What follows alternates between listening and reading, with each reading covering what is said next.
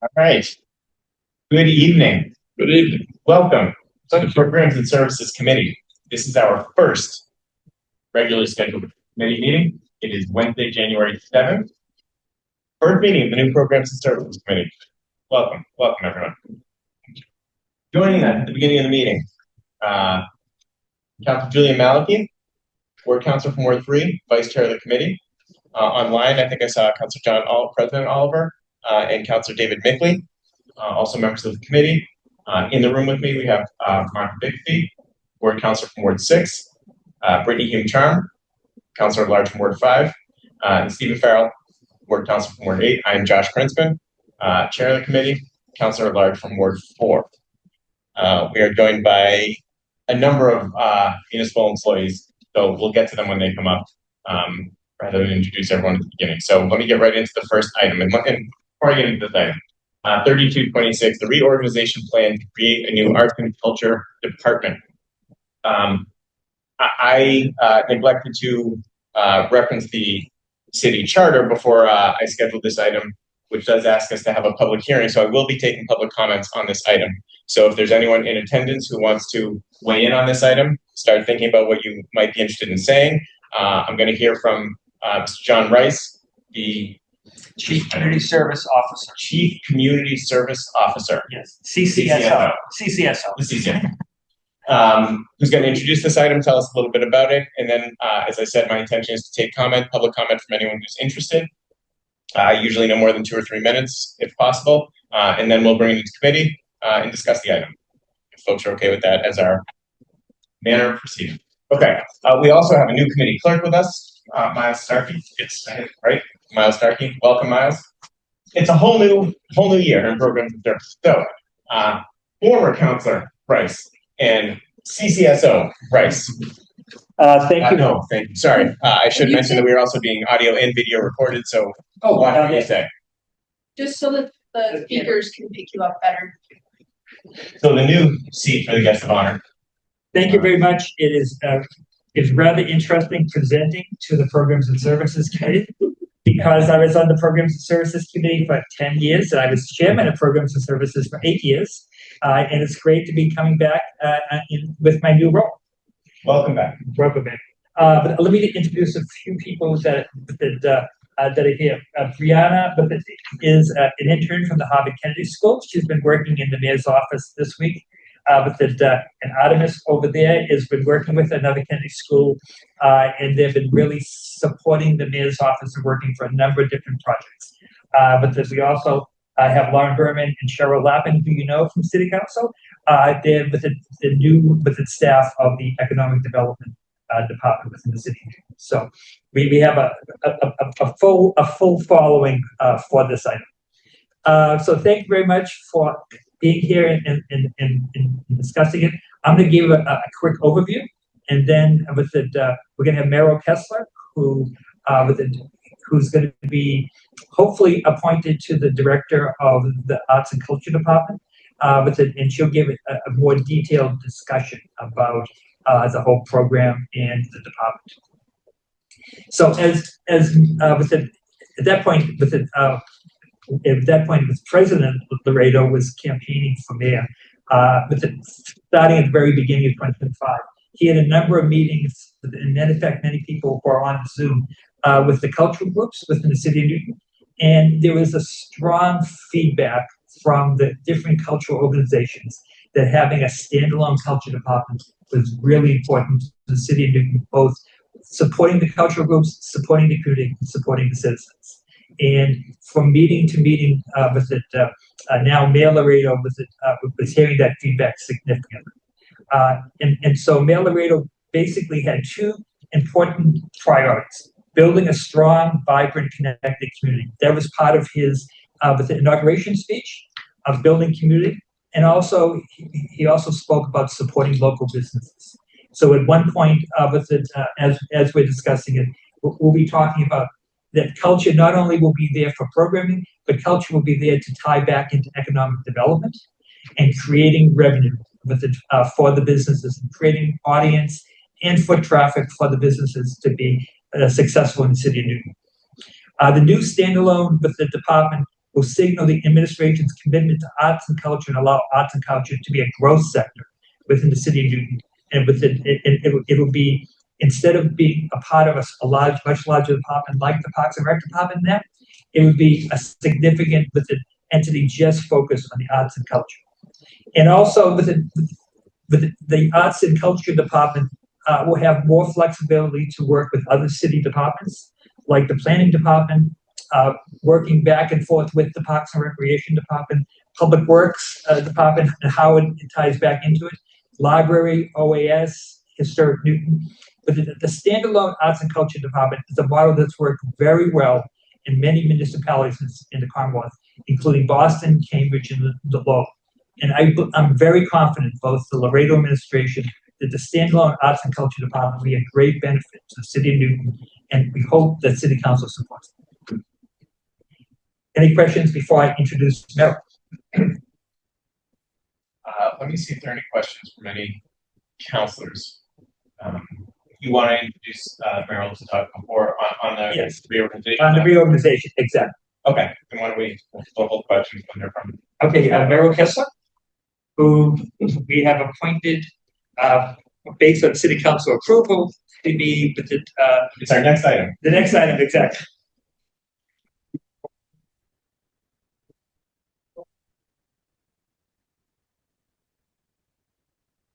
What I thought I would do tonight, community councilors, is introduce myself and then talk a little bit about how I see the priorities for that makes sense to everybody. I do know many of you already, but not all of you. So just thought I'd say a few words about my background, and then go on to the priorities. So The audio is a little staticky. sorry. I think you just gotta speak up. Yeah, sorry. Thank you, Can you hear me now? It's better. Yep. Okay. I'm a 30-year resident of Newton. By profession, I'm a lawyer and also a nonprofit professional. Most recently, I was executive director of the League of Voters of Massachusetts for 6 years. I am also an amateur ceramicist who got my start right here in Newton at the New Art Center. I just wanted to say that.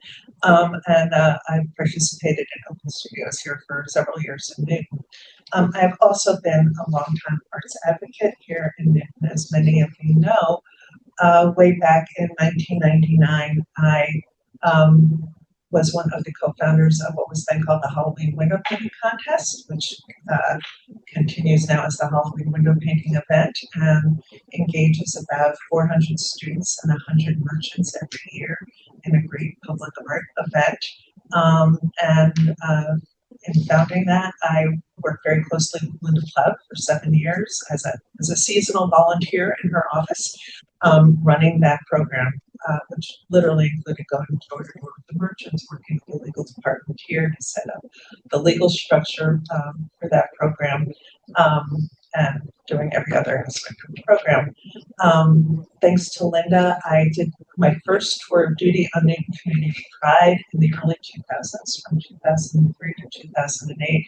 I was on the board of Newton Community Pride, which I think you all know is an arts and culture nonprofit here in the city that has historically had a very close working relationship with the city.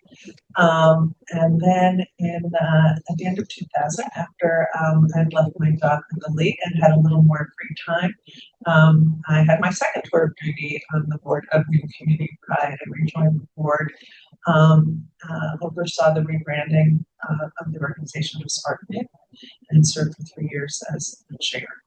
I also come from a family that's deeply steeped in the arts, with artists and musicians and screenwriters and set designers and a whole bevy of artists. My mother was a 20-year docent at an art museum.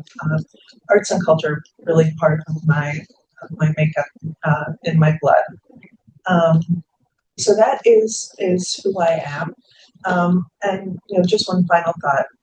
My priorities, which I want to talk about right now, reflect my deep-seated and long-standing belief that a community's commitment to arts and culture reflect its commitment to building bridges among people, creating enlivened and activated public spaces, and supporting a thriving local economy.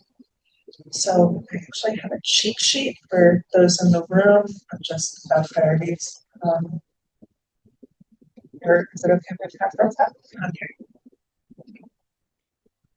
And if you can send it electronically to Miles Amy. I will. Sorry. No, fine, Into the we Friday packet. include a copy of it with anything that we use in our deliberation will be included as part of the minutes. So if it wasn't part of the agenda. Yep, I will send it to Miles.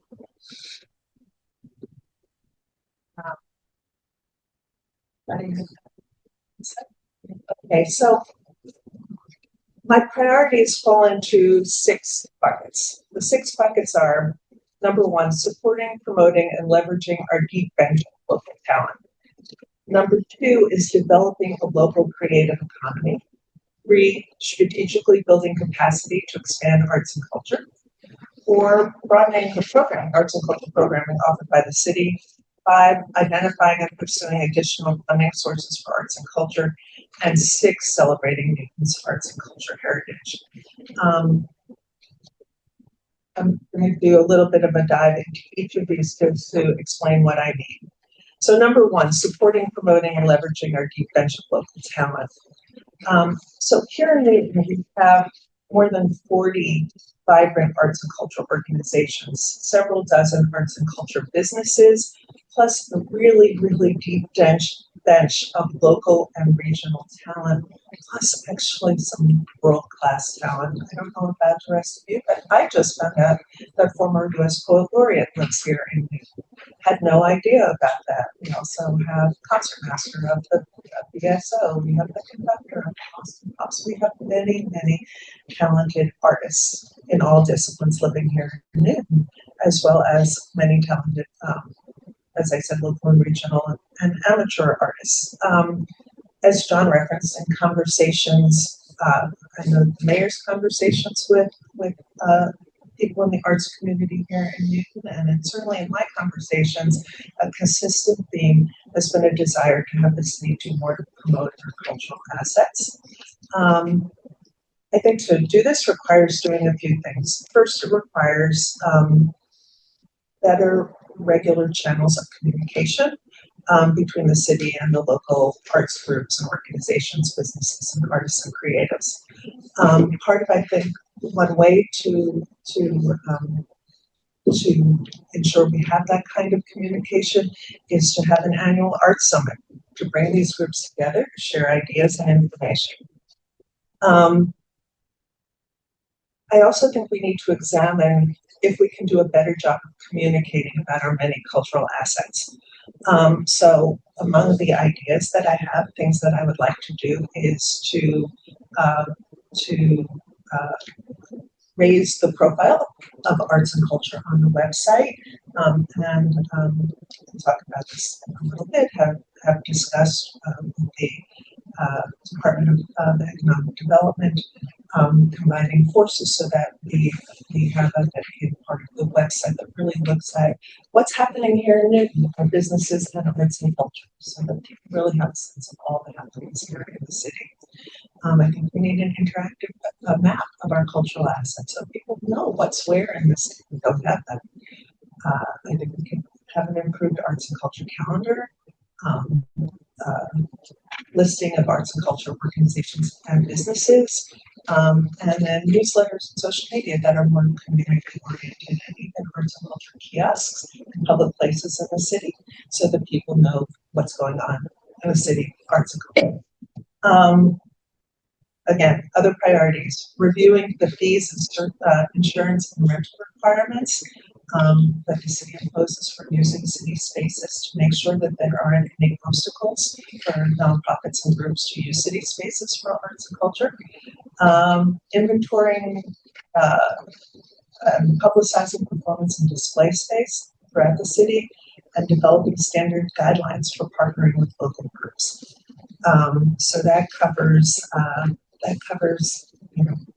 raising the profile of our cultural assets. Number 2, developing a local creative economy. Actually, I have a little visual aid for this one. I think we could have a tagline: "Art works for Newton." It's a pun.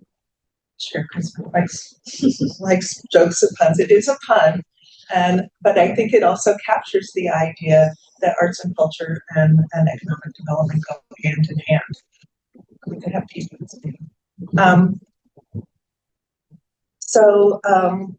Can I, I'm really sorry, Meryl, but sorry, this is John Oliver. I'm off video. I just realized that.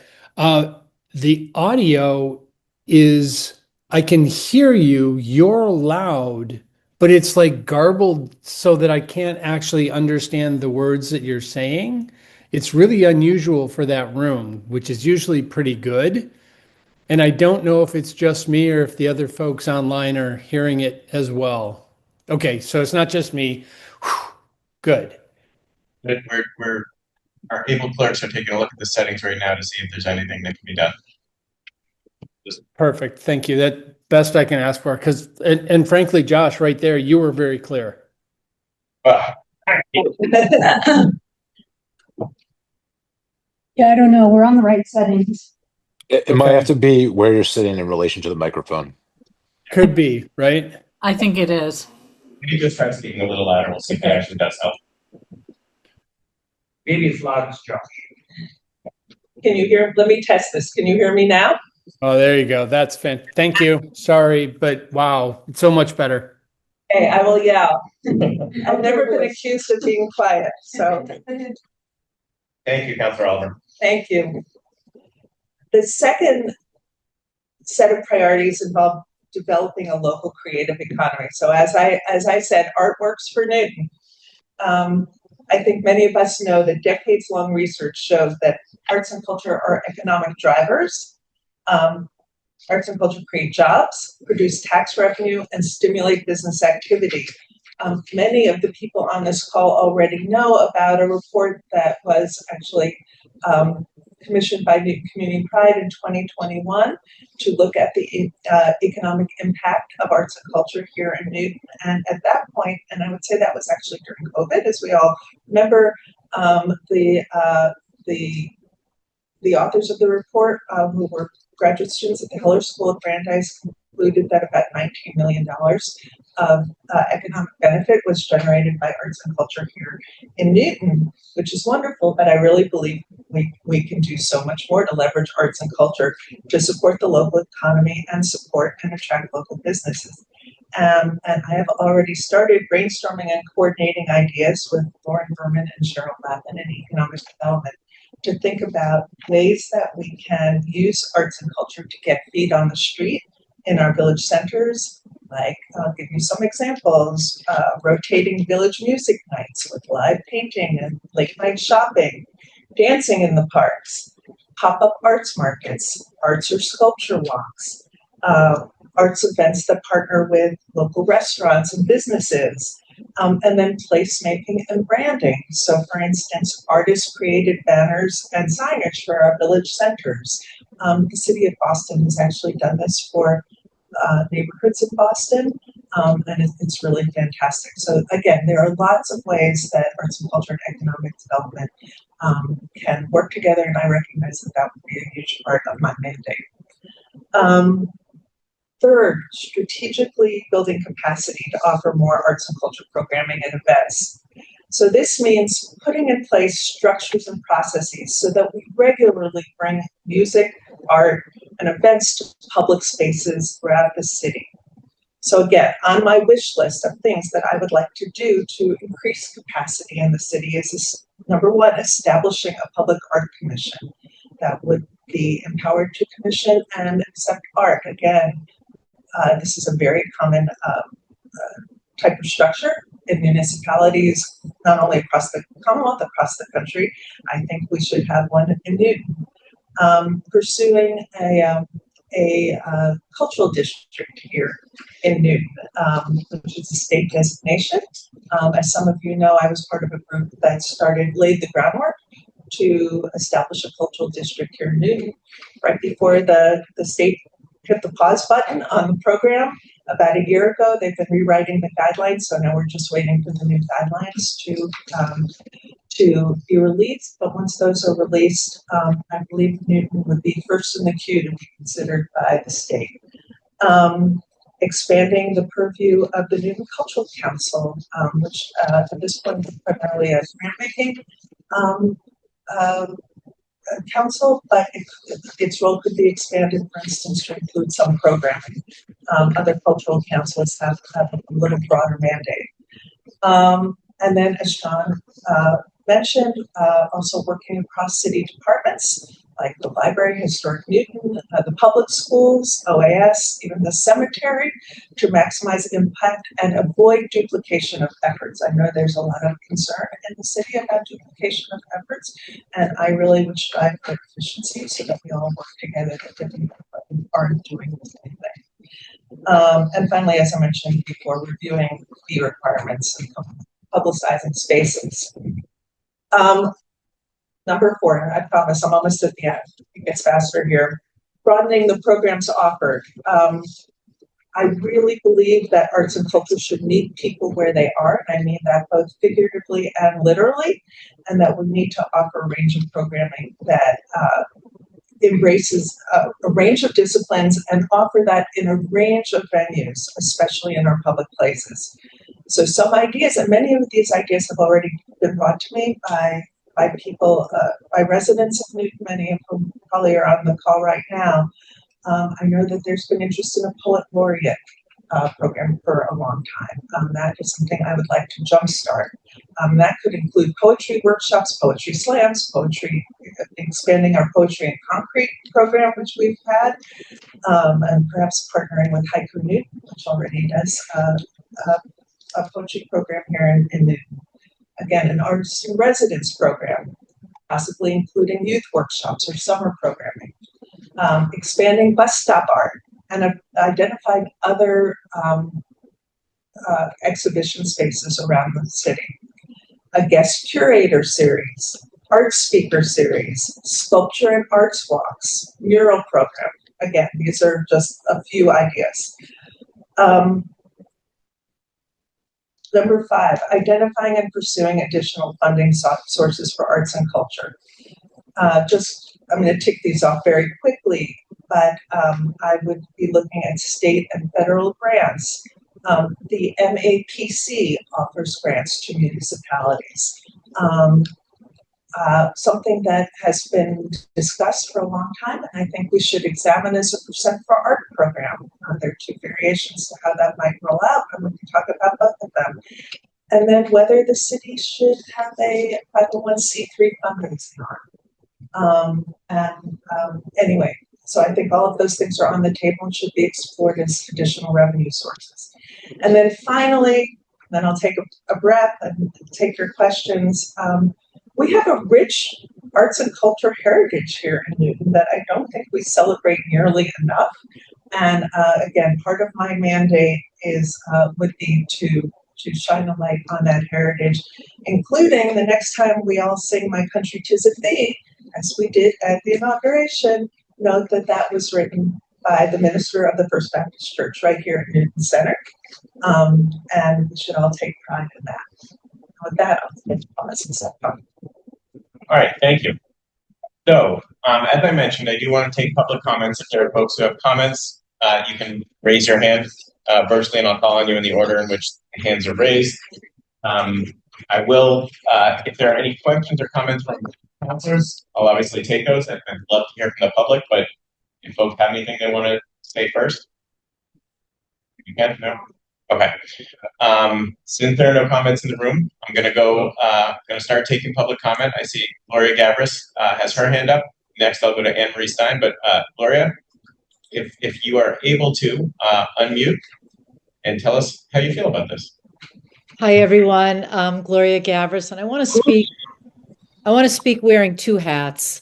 Number 1, as chair of Spark Newton presently, and also when in 2020 through 2023. With Meryl's resignation, I'm now back at chair at Spark Newton, where I've been for 5 years. And secondly, I'd like to also represent that during Mayor Fuller's beginning of her tenure as mayor, she asked me to chair the strategic planning process, which is now called Create Newton. And that got published in 2019 in December. We launched it the first of the year, and then COVID hit. And within that document that, if you may remember, the city council supported with a $30,000 support for us to hire and do the strategic planning process over 9 months with the arts community and the city as a whole, it came up with best practices, a bold vision, an innovative vision of what Newton could do and become for arts and culture, as well as what best practices were across the Commonwealth. And in that process, and while we were launching it, sadly, Linda Plout, the director of arts and culture, had passed away. So at that time, we had another hiring process, and Paula Gannon was hired as the director of for cultural development. And I just want to, and then it got moved to Parks and Rec at that point. So that was sort of a brief beginning of Ruth Ann's tenure and how Create Newton was published, came about, and still exists and has a wonderful array of things that arts and culture can be and a bold vision that it can become. A lot of those points Merrill has articulated. But as also a bit of history, I want to say that the Arts and Culture Department was a standalone office and a standalone department through Mayor Mann, through Mayor Concannon, through Mayor Cohen, and through Mayor Warren. And it wasn't until Mayor Fuller came in that it then got moved to Parks and Rec. So there is a long 30, 40-year history of arts and culture being a standalone department in the city of Newton. And I do think it is rightly the appropriate place for it to be, so that the director of arts and culture can more aptly break down the silos of what arts and culture are and really focus on collaborating and partnering with the other departments across the city, and particularly with economic development. Michael Bobbitt, who is the president of Mass Cultural Council, who recently stepped aside in his position as president of the Mass Cultural Council, and he said in his departing comments that arts and culture are not merely a decoration, but a driver, and a driver of economic development. And I know for Spark Newton, we have gone out of our way repeatedly throughout the year programming our events in village centers. We really feel there's a strong synergy between bringing in pedestrian traffic, bringing in visitors, bringing in diners, bringing in shoppers through our events that can consequently affect small businesses in our villages. And so much more can be done. And the idea of placemaking, bringing art. About 3 minutes. So if I can Okay, add- sorry. I think this is the right direction for the city. I am thrilled that Mayor Laredo is bringing this forward. And Merrill, I think, will do a terrific job leading this department. Thank you. Great, thank you very much. Next, I have Anne Marie Stein, followed by Julie. So Anne Marie Stein. Hi. I sent a letter earlier. I am currently co-chair of the Newton Cultural Council, and I just want to say I think this is a really important step for Newton. I think this is not just Newton is home to not only extraordinary artists, but I mean extraordinary people in all of our different in different aspects of the world. And to put arts and culture at the table with it is actually really critical for actually integrating the arts into all of the things that it can do. And so I will say my experience from being at the Newton Cultural Council, the most frustrating thing has been the way that the information is shared, how we're able to be effective. People are siloed, and by creating this department and making it standalone, there is an opportunity to really bring the community together. We have been working on putting together a recommendation also for the city in terms of not just the department, but also the idea of putting together a commission for arts and culture, but in terms of our own recommendation. But I think that this is the basic first step that has to happen. And the other thing is also the way that things are organized now is that the city is doing a really fantastic job of doing community arts events. Spark Newton and everything that Paula is doing is amazing. There are a lot of events that go on, but the whole question about community arts and the breadth of the arts, the rest of it is a little invisible. And in terms of what Meryl was talking about, in terms of the kind of richness that we have in all of the different disciplines, that is not as visible. We don't know exactly what our cultural heritage is in many ways. And so I think that there's a lot to do. There's a lot to bring this community together. And I think this is a fantastic step. And I think Meryl and John will be awesome in putting this together. So I'm very excited. Great. Thank you very much. Julie, as you are unmuting and preparing to tell us your full name and address, I just want to mention that we've been joined by Councilors Pam Wright and Lisa Gordon, neither of whom is on the committee but are here. Welcome to participate. Welcome to Programs and Services. Julie. Okay. Hi, everyone. My name is Julie Fox. I've been a resident of Newton since 1991 and have raised 2 kids here, both of whom are working artists.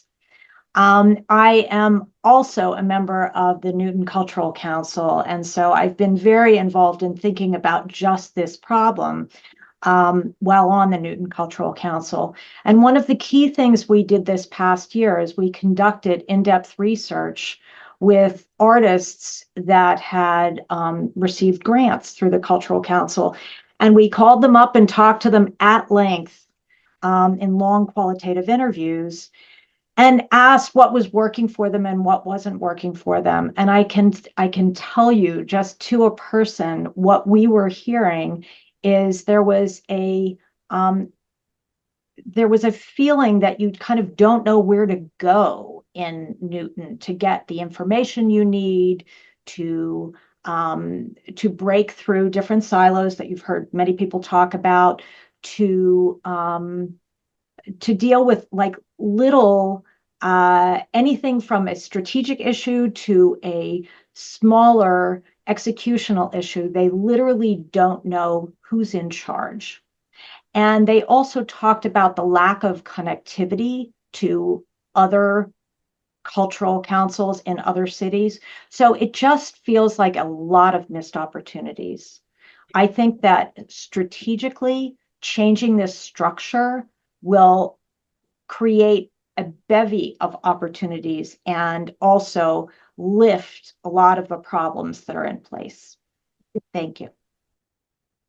Thank you, Ms. Fox. President Oliver, I see your hand. Are you okay waiting until after the public comments? Or okay, just making sure. Then next I see Christopher Pitts, followed by Sachiko Isahara. So, Mr. Pitts. Yeah, I just wanted to second everything that's been said so far by the people chiming in, that this is a great first step towards taking advantage of the arts that are in this city.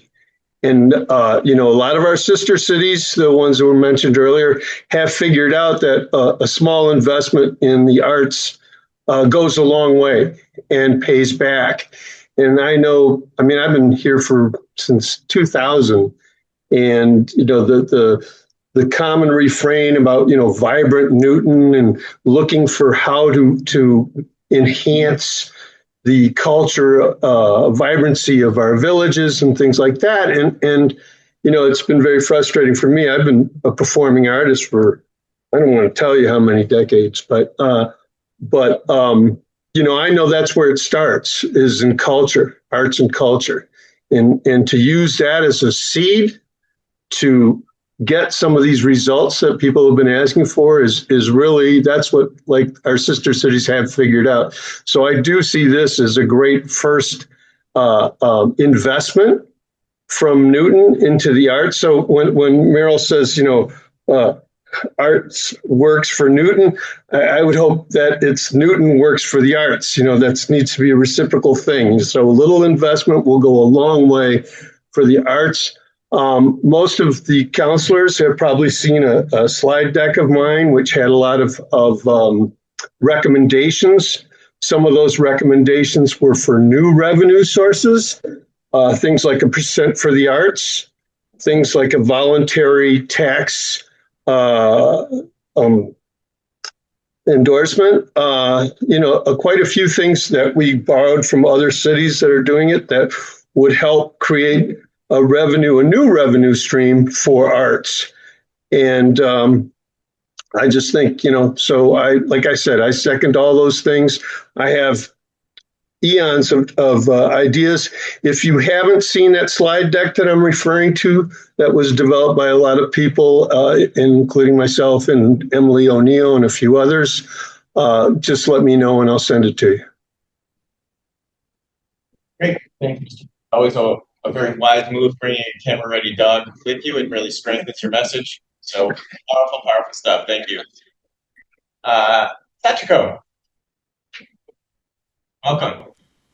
Great. I'm here at the Allen Center in West Newton. I've been a resident of Newton, not only in West Newton, but since 2006. I am wearing several hats here. I am the executive director of the Suzuki School of Newton, but I'm on the board of directors at the Newton Cultural Alliance, representing over 30 nonprofit organizations here. As you can see behind me, I have 2 board members and our executive director, Adrian Hartzell of the Newton Cultural Alliance, and we are totally in support of this new department head position. We are totally in support of Meryl Kessler, who has done marvelous things with Spark Newton. And we really do believe, as also having participated in the Community Design for Arts and Culture Committee with Gloria developing the Create Newton Strategic Plan, that it takes a department head who can actually integrate ideas with transportation, with housing, with the economic development of our villages together in conversations. That it doesn't happen after the fact, it doesn't happen separately, it can only happen at the moment that these ideas are being created. And as we know, when we go to a music concert, when we go to an artistic display, when we're more involved on a level of the arts, it's uplifting, it's inspirational, and it moves people in a more positive direction. So I am just speaking on behalf of the little group that we have here. We're totally in support of this new department and department head position. Thank you. Fabulous, thank you very much. Next I see Joan Bell-Isle. Welcome. Hi there. I am the president of the Newton Council on Aging, and I have a bit of a different perspective, I think, on this proposal. One of the biggest issues that concern the whole aging population is that of isolation and loneliness. And frankly, getting together for an art or cultural activity somewhere in the community that's available, that's close by, that's in a village, that you don't have to do a lot of preparation to get there or to enjoy it, is one way of breaking down that barrier and getting people reconnected in a way that's going to contribute to their long-term health over the course of their aging process. So I am very much in support of this proposal. Thanks a lot. Fantastic, thank you very much. I am not seeing other hands. Is there anyone else, member of the public, who wanted to comment on this item before we close the public hearing? Seeing no one else. Okay, can I get a motion to close the public hearing? We'll move. Move to close the public hearing. All those in favor, please say aye. Aye. Any opposed? All right. With that, we will take it into council to now debate the item. Kudos to the administration. Appreciate that you sent us both the description of the event, the ordinance changes designed to accompany that, to facilitate that. And that brings us to our deliberations. President Oliver, you had your hand up first. Great, thank you, Chair. I want to start by saying I think that I heard dozens of excellent reasons to support this item. I am curious because the folks at the table here, we're being asked to not only support the arts, but we're also being asked to create a department within the Newton city government. And I am curious, I haven't heard any conversation yet, and maybe there's a reason for that. Maybe we don't know, but I am curious to understand how the city is intending to fund the department. Are there going to be other staff that will be working alongside Merrill? What's the role of grants? Are there dollars following people work, from PRC today into the Arts and Culture Department? I'm just wondering if somebody could talk to, perhaps that's John Rice, talk a little bit and help the committee here understand a little bit of the nuts and the bolts, if you will, because I think that's an important part of this. Mr. Rice, I think this falls squarely within the CCSO. Yes, the CCSO, that's do you want to talk a little bit about both what's planned for now and then potentially come July? Yes, thank you for that question, Councilor Oliver. And I've talked to a few people in this committee, and I know this is a discussion point. But the Laredo administration has been in place for like 4 to 5 days. We also have been meeting with the Parks and Recreation Department and with the commissioner right now, with Mark Roche. We've been meeting with Paula Gannon as well as the director in that department. And we realize unwinding culture from the Parks and Recreation Department it's going to be a number of discussions. There's going to be a little bit of work, but we believe it's going to be very successful. Financially, but we respect the city council's impact about the financial impact. We don't want to make the decision right now to say, hey, we're going to be having 1 or 2 FTEs in addition to Merrill. But what we're committing to now is from now until July 1st, until the 2027 budget, the only staffing and FTE costs will be Merrill Kessler right now. So financially, we did have a discussion with CFO Maureen Lemieux, and the only financial impact from now until July 1st is going to be $65,000.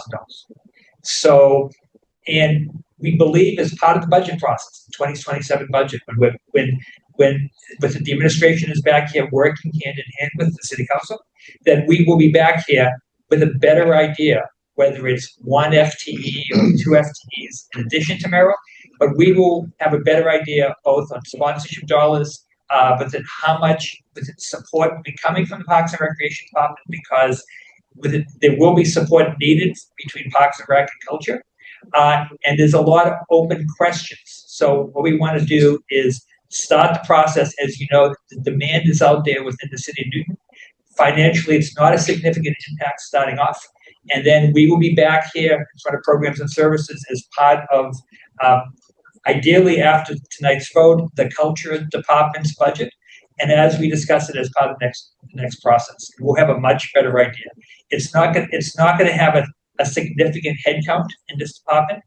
But in the past, there's 1 to 2 people doing the cultural programming, and we envision, this is not going to be a department of 5 and 6 and 7 people. This is going to be a department of 1 to 3 people. So we're partners with the city council, and we believe that the next step will be to, over the next number of months before we get to the next budget process, have a much better idea. So when we're sitting down here during the budget saying, this is the amount of revenue that's coming in, this is the amount of support we're getting from the Parks and Recreation Department, and this is what the budget will be for a full fiscal year. And thank you for that. Am I hearing then that the part of the funding then the funding of the $65,000 between now and the end of the fiscal year is coming from revenue sources that are currently flowing into or part of Parks and Rec? Did I just hear that right? Meryl Kessler, but it started January 1st, like myself as CCSO. And so she is already in the budget for the Parks and Recreation Department. We didn't ask for the transfer of money to the new department because the new department doesn't exist. So we're waiting for support and feedback from the city council to create the department, and the next step would be transferring the $65,000 from within the Parks and Recreation Department to the new Cultural Department. Okay, so I did hear it wrong. Okay. Is there, and I'm assuming then the $65,000 is part of the salary line item? Yes, it's a salary line item, Parks and Recreation Department. Fantastic. Thank you. That's all I have right now. Thank you, Chair. All right. Thank you, President Oliver. Councilor Farrow. Thank you, Chair. And it's a pleasure to meet you, Kessler, and thank you, CSO. A lot of first of all, let me tell you how enthusiastic I am about this. I spent 2 significant periods of my life, one working with Sarah Caldwell at the Apple Company in Boston. Some of you may be able to remember. I do. And then I spent 5 years working with Massachusetts College of Art and created a foundation for them when Dukakis started cutting back on budgets. So we created a foundation and, in fact, reorganized their alumni association as a sustaining group. As a public school, they had not been paying attention either. They didn't need to. So anyhow, spent a bunch of my time doing this. I can't imagine the tasks in front of you at the moment. I can't imagine the tasks in front of any of you, the mayor and the rest of you, trying to put your arms around this $650 million corporation. Work. But there are some things I hope you will think about. One, I was very excited to hear you think about establishing a 501c3 that would be, I presume, established to raise money for the arts. And what that would be for, I don't know, but I think there are a lot of resources in this city that could support that. So that's one. Two,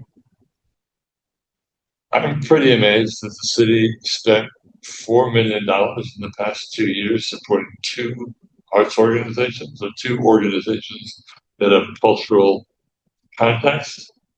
And one I was very excited about, which is the West Newton Cinema. And I look at that and think of that as an extraordinary business opportunity. And I would like you to think about it being more than just a cinema. I don't know what sort of physical capacity they have to do other things, or even some other buildings in the long term in that area, but creating a cultural center, I think that would be fantastic. But importantly, in both of these instances, we ought to be really clear about what the city is getting in return for this sort of support. I mean, this is astounding support. $2 million to 2 organizations. I think they're both worthwhile, but I believe that there needs to be a connection, that there is, in fact, a payback to the city, or a cooperative arrangement with the city for that sort of support. In each instance, I also would like you to think about how we make certain, when we give out grants like this, that those organizations comply with their agreement to raise ancillary funds. We should know that this is happening. And I don't know of a mechanism that allows us to do that, but we should have it. I also just think in terms of publicity, I hope you will look at the existing online news organizations, which aren't listed in your document here, but I think they can help promote. I would encourage you to speak with all 24 city councils who have newsletters to include an arts section about what's going on, or about how just informing people about what's happening with the creation of this cultural organization. I think it would be terrific.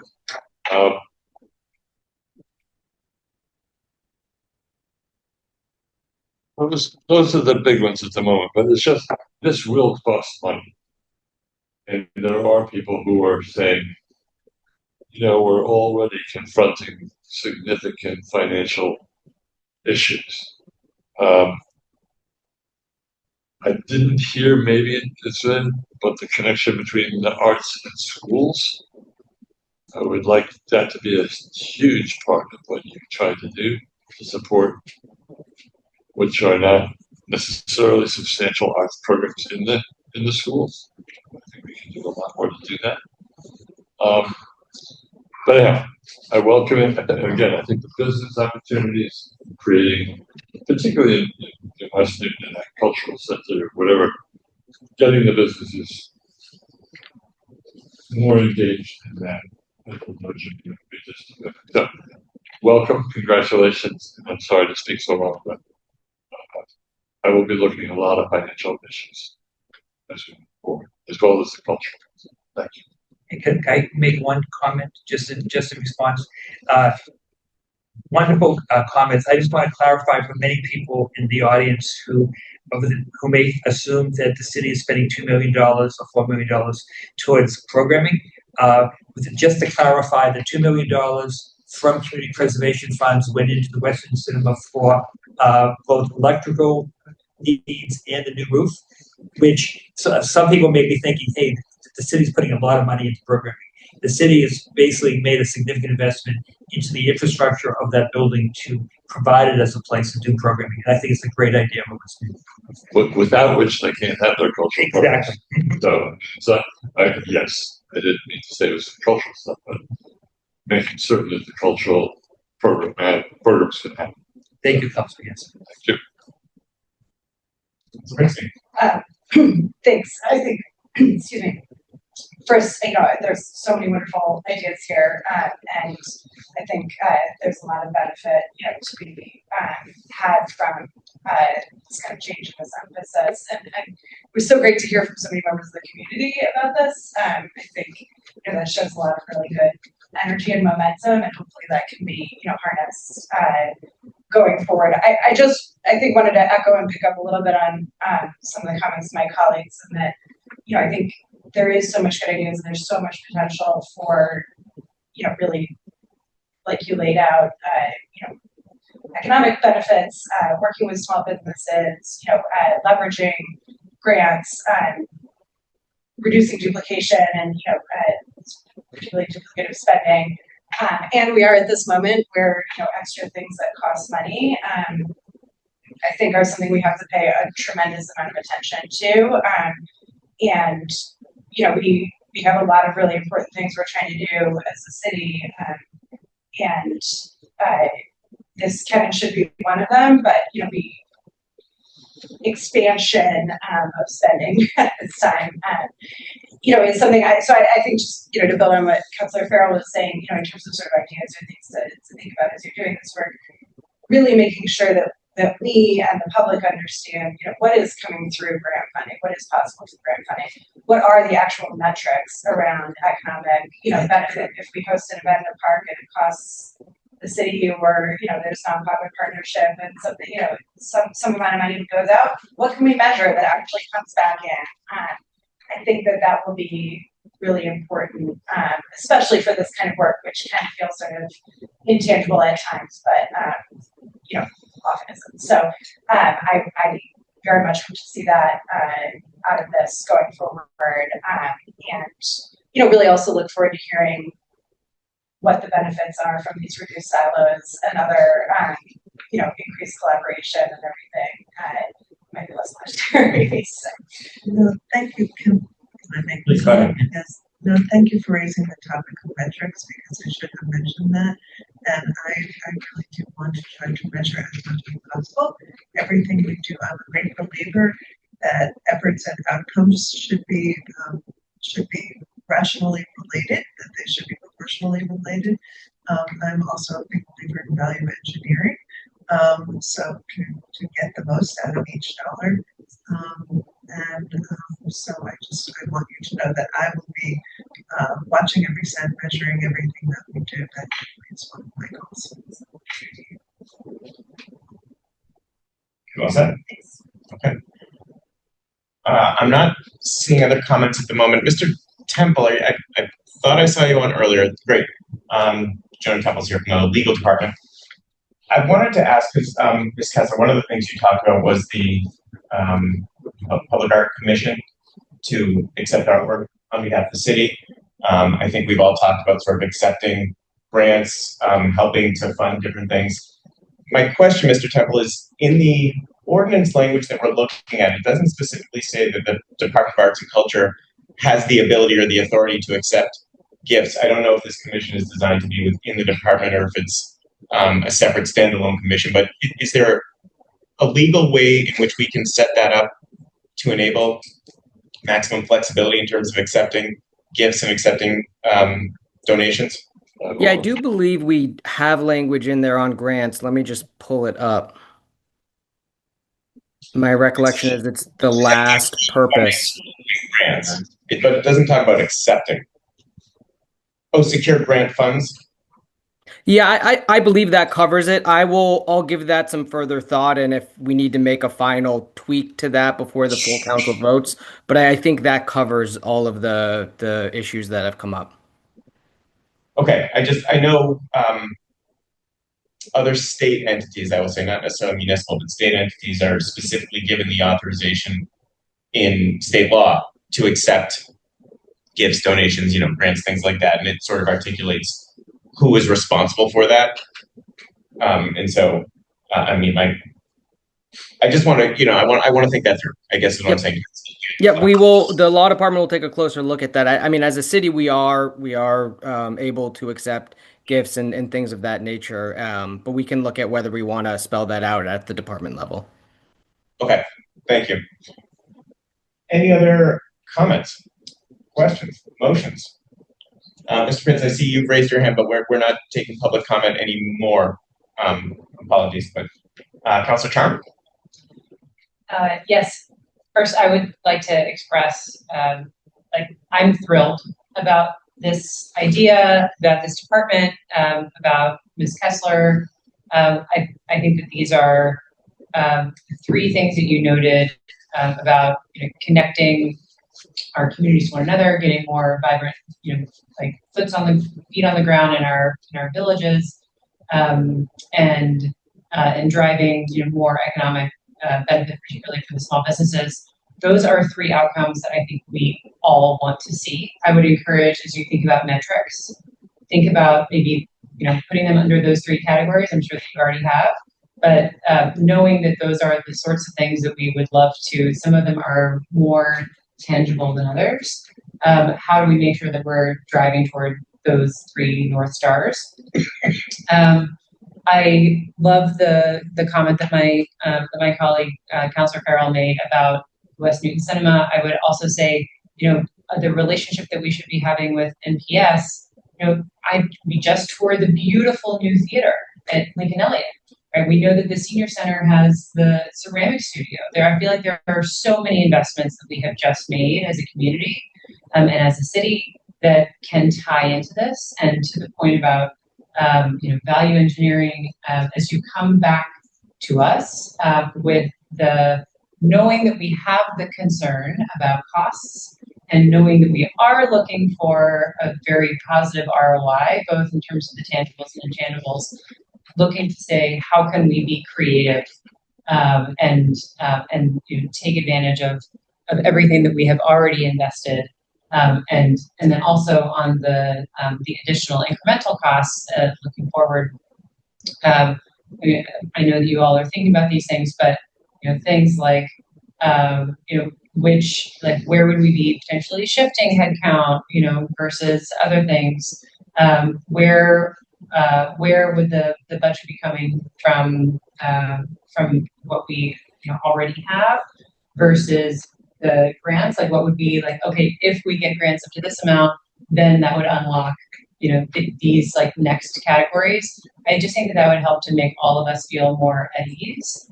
about the investment that we, I think, truly want to be making, because we see the huge value that this would have both for those who are already in the arts community. We see many of them here, and have heard from them. Thank you for the letters, but also for those who may not, have not been reached as much or as frequently by the arts. And I love that, meeting them both literally and figuratively of where they are. I mean, I would love to see, for example, more of the people kind of connecting some of these different parts of our community, like helping to make sure that more people know about things like the musical shows and other things like that that are happening in our schools, having a shared community arts calendar, so that we all know where to go when we have a little bit of free time and want to see what some of our residents can show up and do. So thank you.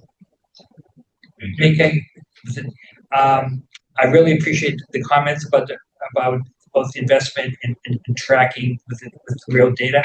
I know with Council Cham and Council Bixby have been to a number of Newton Highlands community events at High Playground, and you have 300 to 400 people there on a Friday night starting in June going to September.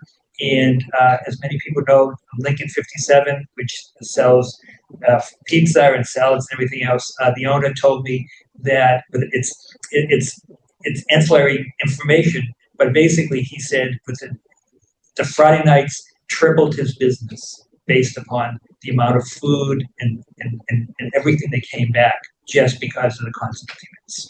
And so I think once we have an economic development team and a cultural team, you're going to get more data like this. Thank you. President Oliver. Great, thank you, Chair. Again, so before I make a motion to approve, I think what I'm hearing here is we have an opportunity to create an arts and culture department, to establish it formally, right? To create the ordinance that's part of our packet that establishes that department, and to use the time, or at least a big chunk of the time between now and the end of the fiscal year, to identify some of the plans, the details that Councilors Bixby, Charm, and Farrell have all talked about. I think that is a small price to pay for the opportunity here. And I personally am really looking forward to seeing what kind of outcome we have, and really looking forward to understanding where this might take us in future fiscal years. And with that said, I am happy to create a motion to approve. President Oliver has moved approval of 3226. Discussion on that motion. Councilor Malachy. I just had a couple of follow-ups. I don't want to repeat what everyone else said. I'm also really optimistic about the effect this is going to have. Really happy that Mitch, President Mayor Laredo, is elevating arts and culture to its own department and improving disability, and similarly bringing economic development out of its little cubbyhole in planning and making it much more of a driven effort.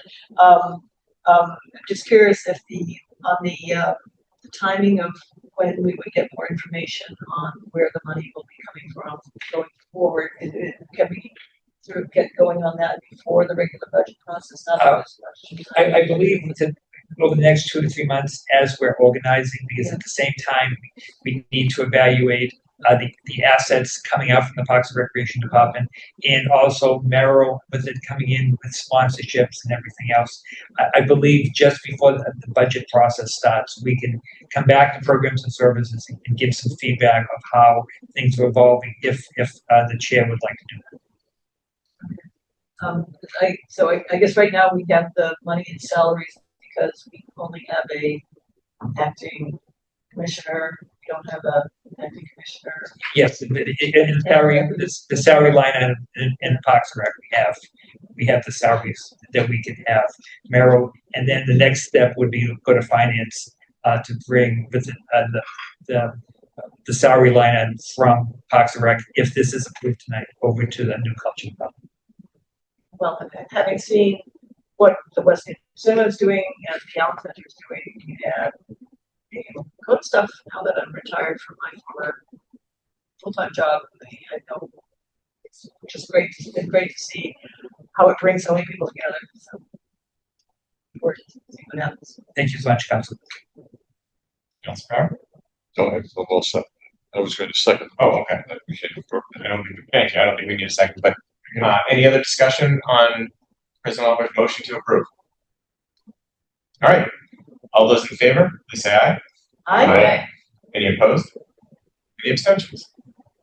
I believe that is 7-0. Great. Thank you very much. Thank you. Thank you, Councilor. Hey, guys, because our next item is 2526. The appointment of Merrill Kessler as the director of Newton's Art and Culture Department. I don't know if folks are aware of this, but there's a movement to try and create a new art and culture department to branch it off from Park, Recreation, and Culture. That department will, of course, be a director. And so Ms. Kessler has been appointed. You told us a bit about yourself, but you want to talk a little bit about why you're interested in this role, and then we can have questions. Okay. I think I'll be repeating what I said before, but If you think you said it all, I won't force you to talk. Covered it before. I think I've been involved in this work for a really long time here in this. I'm passionate about it. Sorry. I've been involved in the work. And she's passionate about it. Been involved in this work. I'm passionate about it. I have, as you can see, many ideas. I could have kept going, and I'm really excited to lead this effort. Yes, it does appear that you have given some thought as to what the department might do and how you could help lead it. So let me see if there are any comments or questions from councilors. President Oliver. So I'm compelled by if by no other reason than the simple fact that Ms. Kessler has been with the Arts and Culture Department literally since before its creation. I do think that it makes all the sense in the world to not delay, but to simply enter a motion to approve this item as well. Okay, President Oliver has moved approval. I will quickly mention that we've been joined by the 8th member of our committee, Councilor Lyle Baker. Welcome, Councilor Baker, and the MVP of the committee. So welcome, Councilor Baker. Thank you. Sorry, I'm out of town, so I'll be just listening and maybe making a comment if anything isn't, if I can. Fair enough. Notes. It may not take long here. So let's see. President Oliver has moved approval. Any comments or discussion on that motion? All right. All those in favor, please say aye. Aye. Any opposed? Any abstentions? I'm going to assume that's an 8-0. I'm going to credit Councilor Baker here as having joined us and supportive of Ms. Kessler as director of the new Department of. Yes. Okay. Arts and Culture. Great. That is our final item. Thank you. I want to thank everyone for joining us. One quick procedural item. We're doing nothing else substantive, so anyone who wants to leave, don't feel bad, leave. But this committee has met in person for the first meeting and virtually for the second meeting. Of course, every in-person meeting has a virtual option with it. Wanted to get a sense of the committee, how folks want to proceed this term. We don't necessarily have to decide tonight, but would love to hear from folks whether they like the option or like having one of the meetings virtual, or whether they prefer to try and meet in person every time if possible. Vice Chair Malky. And I told the chair a few days ago, I would like to get back to meeting in person, basically hybrid, so that yeah, option. Not casting any persons can't make it, or like today the weather or driving, whatever. But I just think it's great to all be together and get back to more of that. Some of our kids like to be in the room with us too, but that's okay. Or dogs, bring the dog. Or dog. Dogs. Councilor Baker. I know it sounds odd for me to be saying this because I'm virtual, but I prefer in person. Thank you. He prefers in person. He said virtually. Thank you, Councilor Baker. Councilor I Farrell. would agree, but the personal attendance is possible. Okay. Any strong opposition to that, or? I mean, I think having, as long as there's the virtual option and there's, it's just as easy and welcome to participate virtually when, when needed and otherwise, advisable. I think that's fine. I mean, because, having younger kids at home and the scheduling logistics and all that, sometimes, being virtual is required, but. Yeah. Okay, why don't we start out trying to meet in person? We'll see how it goes. We can always revisit this and see what's up. But at least for now, we'll try and at least have a presence in the room. I found it very exciting when I've been here by myself because I didn't read. Sometimes, for those who haven't seen, Councilor Farrell joins us from the chamber. We're all at home. It's quieter here. Okay, so we will try and do that. I abide by the wishes of the committee. So, thank you. Thank you all. Have a wonderful night. Thank you.